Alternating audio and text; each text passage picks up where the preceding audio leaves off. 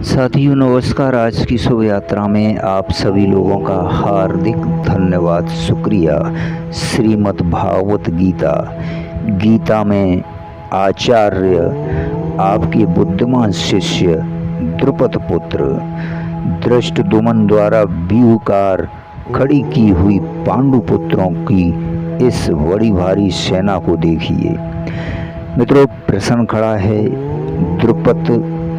धृष्टद्युम्न द्रुपद का पुत्र है, आपका शिष्य है और बुद्धिमान है। दुर्योधन ऐसा किस अभिप्राय से कहा? दुर्योधन बड़े चतुर कूटनीतिज्ञ थे। धृष्टद्युम्न के प्रति प्रतिहिंसा तथा पांडवों के प्रति द्रोणाचार्य की बुरी भावना उत्पन्न करके उन्हें विशेष उत्तेजित करने के लिए दुर्योधन ने धृष्टद्युम्न को पुत्र और आपका बुद्धिमान शिष्य कहा। इन शब्दों के द्वारा वह उन्हें इस प्रकार समझा रहे हैं कि देखिए, द्रुपद ने आपके साथ पहले बुरा बर्ताव किया था और फिर उसने आपका वध करने के उद्देश्य से ही यज्ञ करके धृष्टद्युम्न को पुत्र रूप से प्राप्त किया था। धृष्टद्युम्न इतना कूटनीतिज्ञ है और आप इतने सरल हैं कि आपको मारने के लिए पैदा होकर भी उसने आपके ही द्वारा धनुर्वेद की शिक्षा प्राप्त कर ली।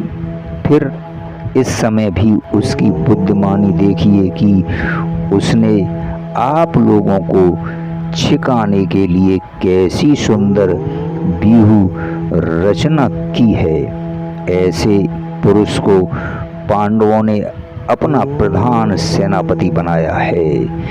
आप ही विचारिए कि आपका क्या कर्तव्य है। मित्रों, प्रश्न खड़ा होता है, कौरव सेना 11 अक्षौणी थी और पांडव सेना केवल 7 ही अक्षौणी थी। फिर दुर्योधन ने उसको बड़ी भारी महती क्यों कहा? उसे देखने के लिए आचार्य से क्यों अनुरोध किया? तो सांख्य योग में कमी होने पर भी वज्रव्यूह के कारण पांडव सेना बहुत बड़ी भारी मालूम होती थी। दूसरी ये बात भी थी कि सांख्य में अपेक्षाकृत स्वल्प होने पर भी उसमें पूर्ण व्यवस्था होती है। वह सेना विशेष शक्तिशाली समझी जाती है। इसलिए दुर्योधन कह रहे हैं कि आप इस व्यूहकार खड़ी की हुई सुव्यवस्थित महती सेना को देखिए और ऐसा उपाय सोचिए जिससे हम लोग विजयी हो।